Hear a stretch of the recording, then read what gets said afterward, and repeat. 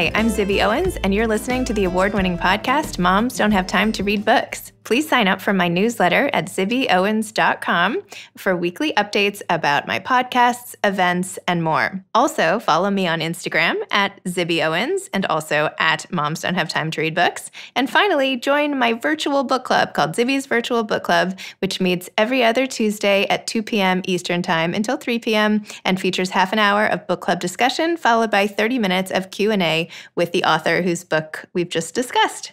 You can sign up on my website, zibbyowens.com, under the Virtual Book Club section, or even on Instagram under the link in my bio. I hope you'll find me in all these different channels and enjoy this podcast.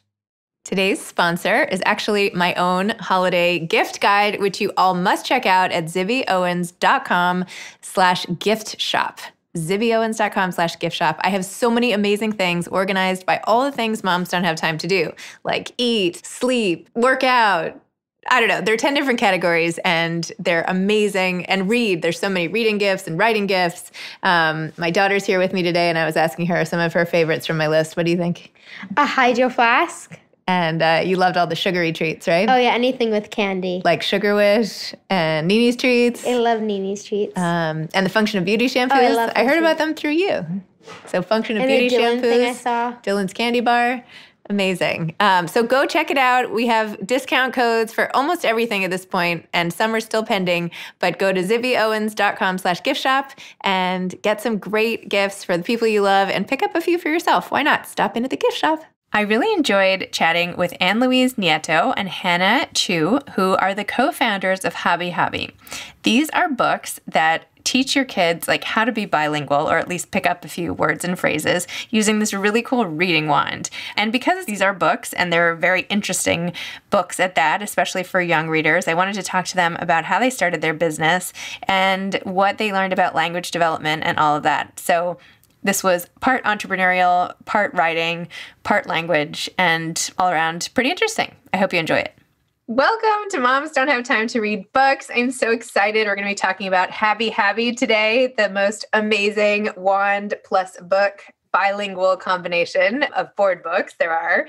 So welcome. Why don't the two of you introduce yourselves so listeners can figure out who's who as we're talking? Sure. I'm Hanna. We always say Habbi Habbi's made with love by H&AL. So I'm H, and I am a mom of two. I grew up as your stereotypical ABC. My parents are from Taiwan, and so they speak Chinese. And I really wanted my kids to be able to speak Chinese better than I can. And that was one of the motivations behind, us starting Habbi Habbi. Wow. And I'm Anne-Louise, the AL of H&AL. And Hanna and I always joke that we're twins from opposite coasts. So we have all these different funny things that are similar about us, from like the sports we played growing up to like our parents' birthdays to our brother-in-laws have the same name. Like we have all of these things in common. And anyway, so while Hanna was growing up on the West Coast, I was growing up on the East Coast, but I'm a transplant and now out here in San Francisco with my two kids and husband. So we both have, all these little kids running around, and similar to Hanna, we're teaching my kiddos Spanish, although unlike Hanna, I don't speak Spanish at home. So I'm learning with them. My husband speaks in Spanish, but yeah, so it's been a really fun journey as a parent, as a learner, entrepreneur. Well, wait, now I want to know what sports you played growing up and your brother-in-law's name and all the rest. So what sports did you both play growing up? We both played tennis. Yeah, exactly. Okay. So there were lots I also played tennis. Maybe I have the same things as both of you. Okay. What is your brother-in-law's name that you have the same? Jay. Okay. I used to have a brother-in-law. My ex-brother-in-law's nickname was Jay. Okay. And what was the middle one? You have the same birthday or something? Our parents have the same birthday in January. Which is what? So, yeah. Jan 4. Okay. Well, that's my husband's birthday. So there you go. Are you serious? Cool. That's pretty good. Yeah. Are you serious? Yeah. It's really your husband's birthday? That's crazy. Yeah. Oh my God. Well, it's really my husband's birthday. Yeah. There we go. Yeah. 1-4. Yeah. Okay. Well, see, we all have a lot in common. And he also plays tons of tennis.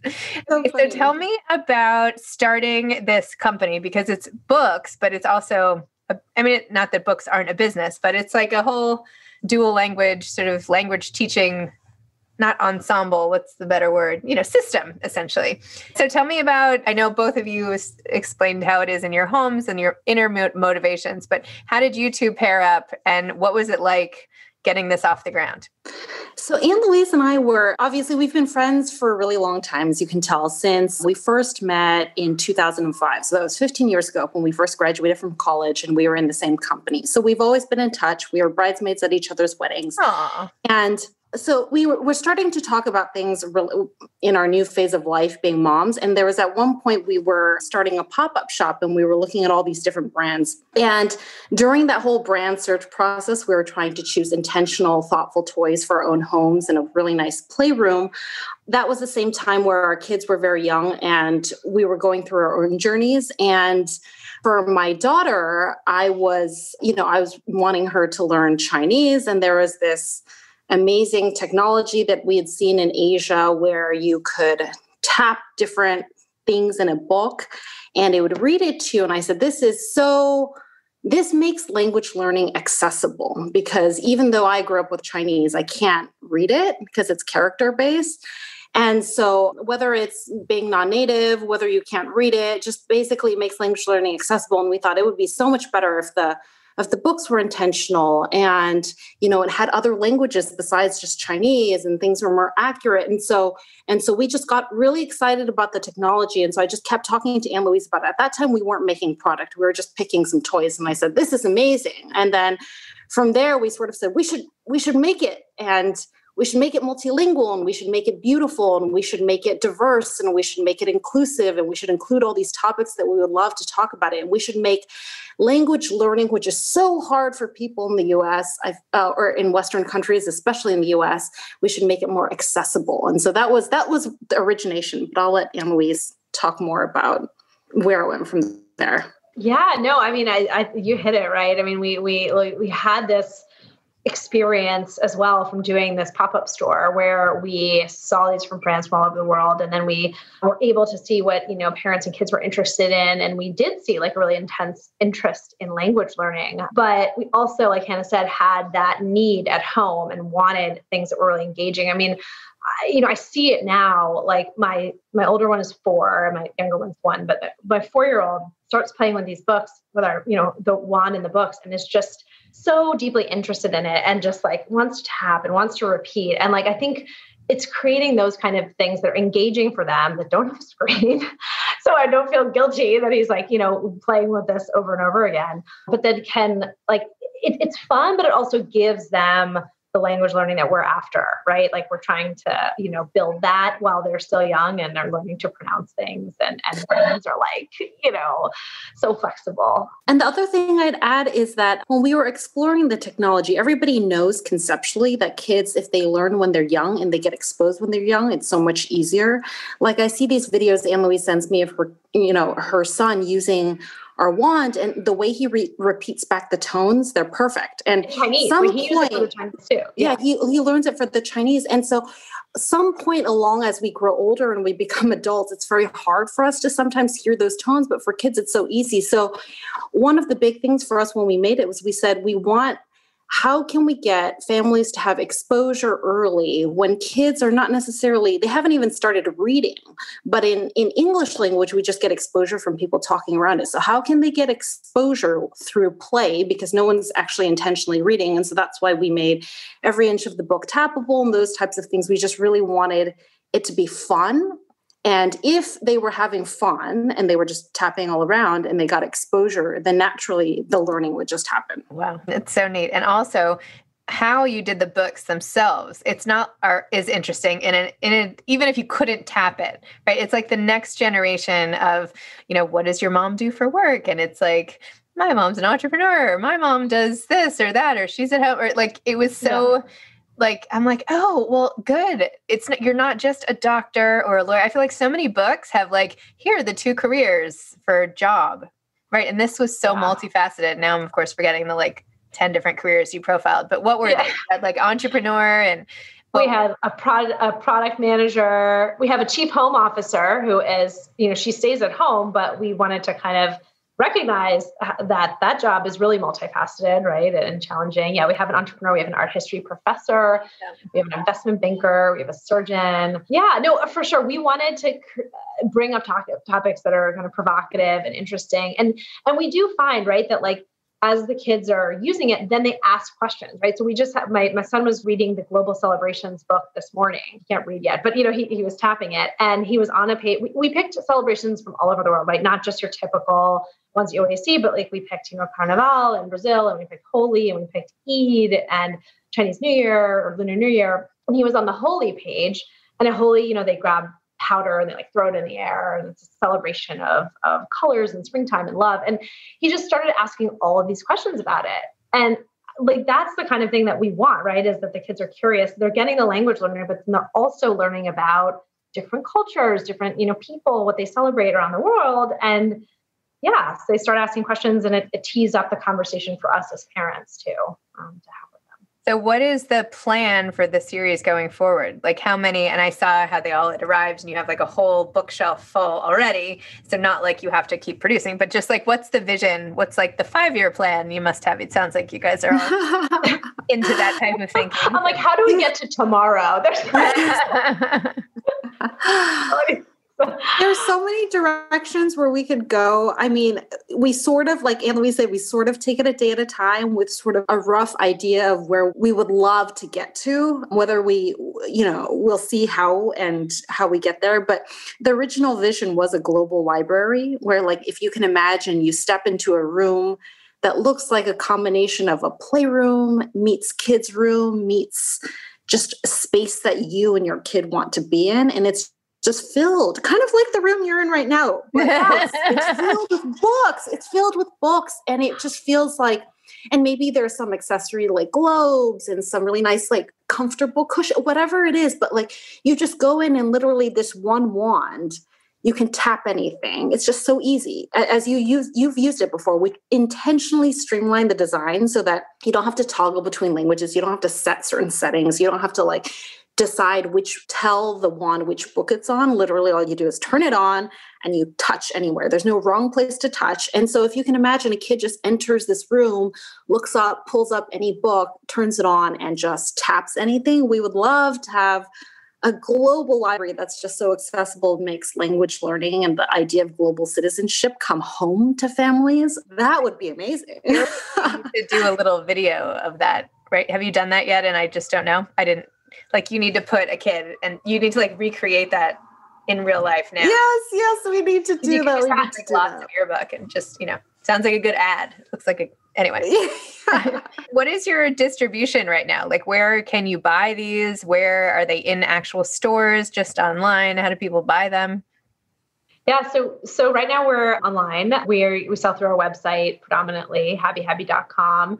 And we've also partnered with a couple of commerce retailers like The Tot and Anthropology and Motherly as well. So we're really choiceful though about like who we work with. And of course, like most of our engagement comes through our site, which we have set it up to engage with our community. Like what we love is, hearing from our customers, sharing that back with them. So like it's all, it to us, it's not just like the transaction, right? We want to surprise and delight with every interaction we have with the customer. Like every time we do all our fulfillment ourselves. We have a small team, but we do like our own warehouse. It's all very personal. Like we pack all the boxes. We always include a personalized note. So yeah, it's just, I think the way our operations are set up are just reflective of the importance of our community to us and the importance of kind of reaching out and interacting with that group and building that community. I feel like we should partner with a place like Literati because they do these book subscriptions. I feel like I was recently buying a gift for a friend who's close to me who just had a baby, and I gave them a book subscription from there. But like this would have been another great gift, just in case people aren't remembering to go directly to your site. The more you can like have or advertise there or something. Yeah. Like places where people are already going, right? To look for gifts for babies. Yeah. For like gift. Yeah. I'll have to check them out. I think I get Instagram ads for them. Yeah, they're great. They do a really nice job. I mean, there are lots of book subscriptions, some for grown-ups, some for kids, but I know this is like kind of a toy, kind of educational. It's like a hybrid. It's not just a book, but still, it's really neat. So do you see how long can a kid play with these books, do you think? Like, what's the target age? I know you had said your kids are 1 to 4, but like what's the perfect age for people to buy this book? It's so interesting because we have heard such different things from different customers. And I think fundamentally it's because it's a second language. And so whether you're a more bilingual household or whether you're introducing it more as like a minority language, second language, it changes per family. So for the ones where they're like, I want my kids to be bilingual and I want to start early, we find that 0 to 3 is when they start. Sometimes people buy it even before their kids are born. They put it on baby registry lists, things like that, because they think about it as either I'll read it with my child or they'll play with it. But regardless, I just want more exposure and I want exposure early. So they think about it as the same as English exposure. And then some would say, well, my kids can't tap it. I'm still focusing on English first. And they think of the 3 to 6 as a very compelling period. I think no matter what, for most families, 3 to 6 is very compelling. And then we find that there are probably still a smaller number, but still a good chunk of people who buy it from 6 to 9, which is at that point, kids know how to use it. They're not just playing, they're tapping to read. And it's a supplement as more for education. Like they take a class. And so then they think that this is a great thing to have at home to supplement what they're learning at school.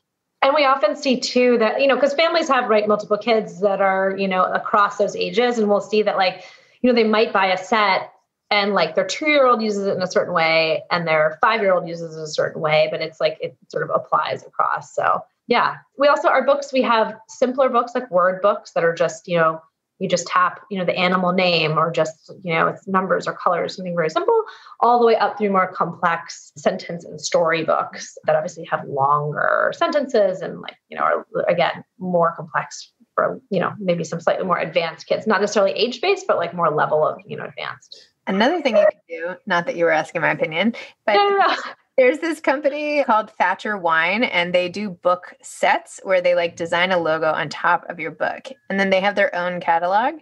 So it would be neat to have that be one of their offerings too, because you already have the spines looking so cool. They do more like spine art in a way, or sets. I'm trying to think if I have the catalog here to show you. This is completely off topic of your book. But, it's neat to see how they have I'm showing you, it's a podcast, but they're books that they string together and then they make them look like something. Oh, I've seen those before, actually. Little House on the Prairie. They'll have over 8 books or something, but you can customize however.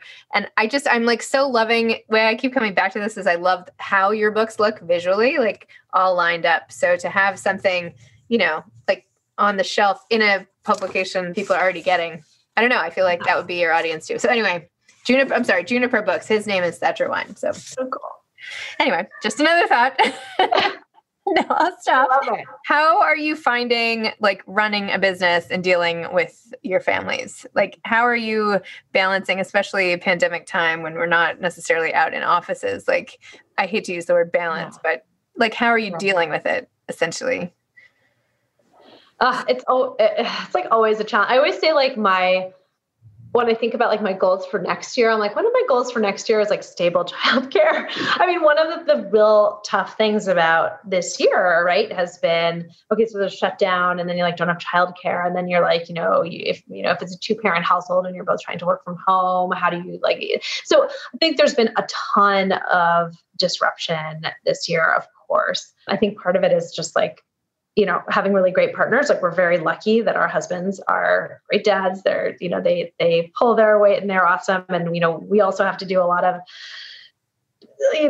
moving and shaking around. I'll tell you a really funny story. I forgot to we have a warehouse, right? And we have a cardboard dumpster. And on Wednesday nights, we have to leave the cardboard dumpster out and the cardboard dumpster gets full. And I forgot last night. And I was well, my son was home for Veterans Day yesterday. So he'd been doing the entire afternoon while I was down there. And I was well, just gonna put the kids in the car and they're going to come with me to the warehouse. And they're going to hang out for a sec. I'll put the dumpster out and we'll go back home. You just have to be a little bit more flexible. It's not the same as a 9-to-5 job where it's you go to the office and you have somebody take care of your kids and then you come home and then you're done. We're always just adjusting and making it work. And it's not always easy, but you just kind of have to.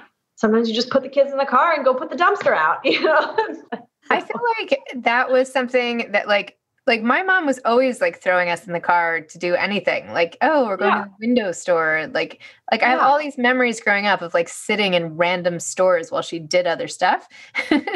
Yeah. But then like I feel like we got to a point where we were also intentional with our kids' time, like maximizing everything, and they should go here and they should go there. So in a way, it's almost just like a throwback, right? Like, oh, yeah, put your kids in 57 classes and they're going to go with you to the dry cleaner. Like, okay. Like that. Like, exactly. So. It's like they're not going to go to music class anymore or go to whatever. They'll be with you. And that's, Yeah. I don't know about you. My kids are like super happy to do that, to not be running around. I mean, I don't know. They could stay home forever, but Yeah, they're like, I mean, I feel like I'd say the one upshot, and Hannah and I are talking about this all the time. Like, I feel like we do use the outdoor benefits of living in San Francisco a lot more. Like there's so many like parks, there's like outdoor activities, and they've shut down all these streets, right, in the city. So like versus we used to, maybe on the weekend we do a little more like, okay, we're in the house, we're like doing stuff, and we're like, we are out. So you are like outdoors, you are doing stuff. So that's been a nice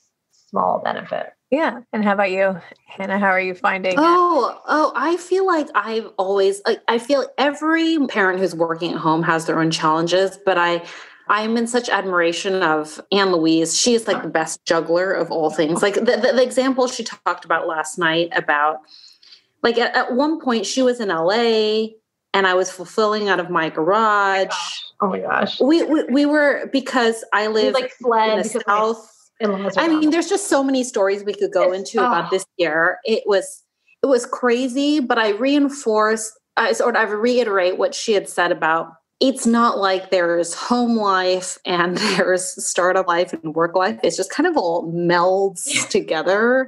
And when you can do certain things, then you try to make the most out of the time that you have to do that thing. And so, for example, today, Anne-Louise dropped her kids off. She came down. This is one of the first times that we're sort of together besides at the warehouse, because we're doing a video shoot.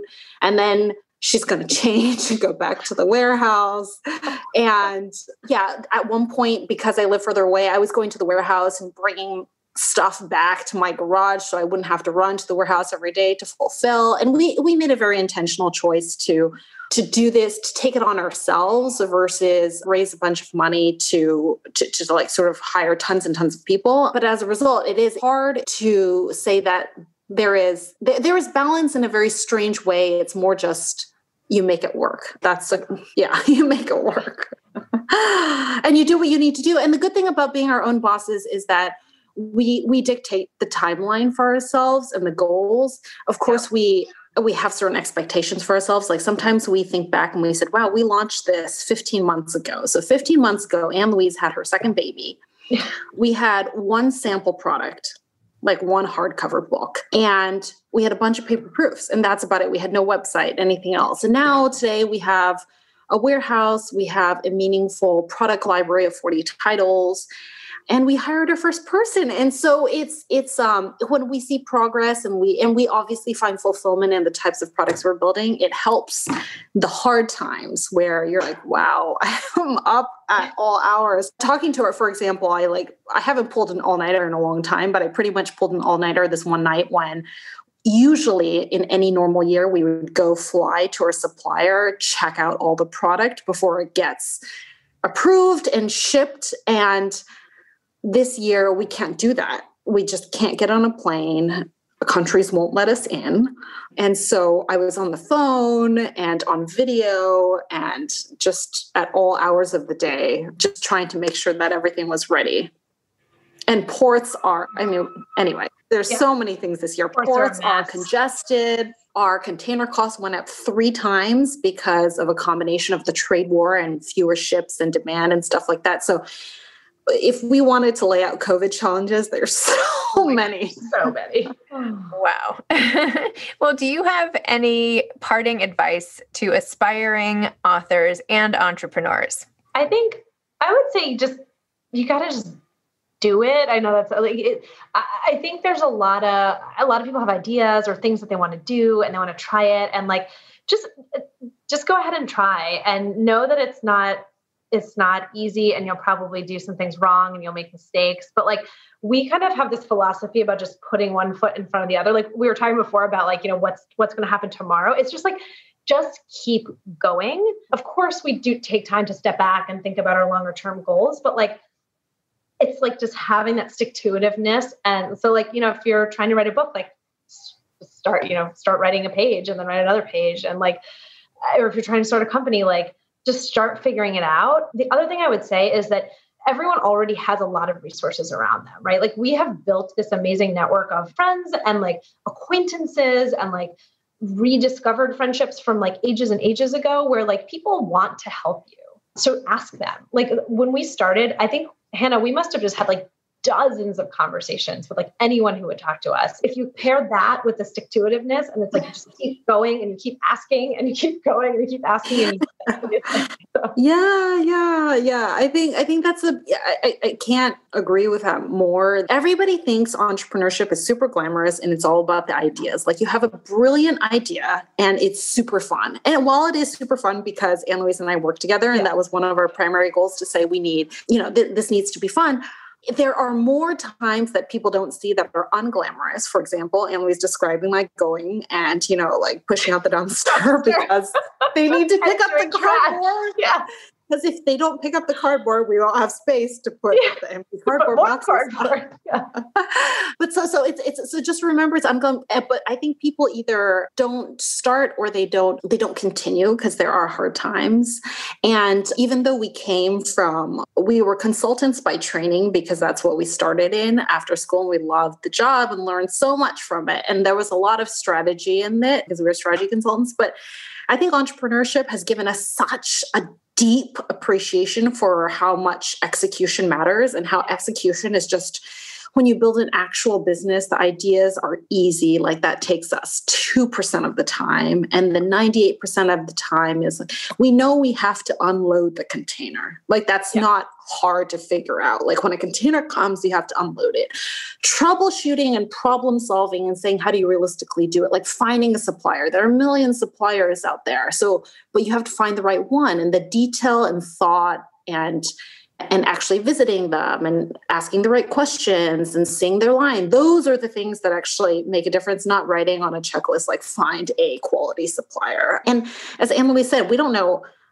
People say, what's your background? Is it writing children's books? Is it like teaching language? It's like, well, we're moms and we hope that we can figure things out from our prior sort of learning and jobs, but we've asked people and we just basically said, okay, if we need to find a supplier, who can we ask? We start with Google, we start with our friends, and then we just go from there and say we can solve any challenge. And sort of that's how we approached it.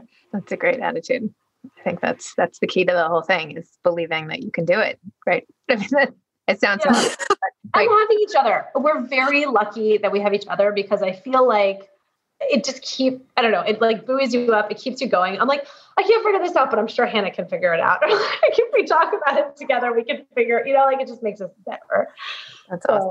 Yeah. And every big challenge or even any chore, it's funny. We'll go like visit warehouses or we'll go pack boxes, and we used to call it packing parties, even though it'd be like, oh my God, we have to, it's post Black Friday and we need to like pack all these boxes. Yeah.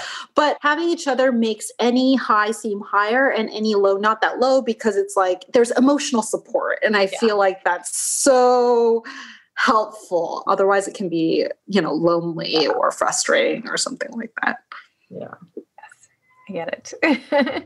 Well, thank you guys. Thank you so much for telling everybody more about Habbi Habbi and for chatting with me about your trials and tribulations of being, bridesmaid turned co-business owners and moms and all the rest. So thank you. And I can't wait to see what happens with your business. So cool. Oh, thank you. Thank you. Yeah. Thank you for chatting with us and sharing your beautiful library. It's just taking the time. It's fun. All right. Thanks a lot. All right. Take care. Thanks. Bye. Bye. Thanks again to today's sponsor, me. My holiday gift guide, zibbyowens.com/gift shop. Please go check it out. Buy something for someone you love. And I promise you won't regret it. zibbyowens.com/gift shop. Go check it out. Thanks for listening to this episode of Moms Don't Have Time to Read Books. Don't forget to follow me on Instagram at Zibby Owens and at Moms Don't Have Time to Read Books. Also sign up for my newsletter at zibbyowens.com and sign up for my virtual book club and meet lots of authors on Zoom every other week. Thanks so much to Steve and Ryan at Texture Sound for the sound editing. And thank you to Morning Moon Productions for providing this fantastic intro and outro music.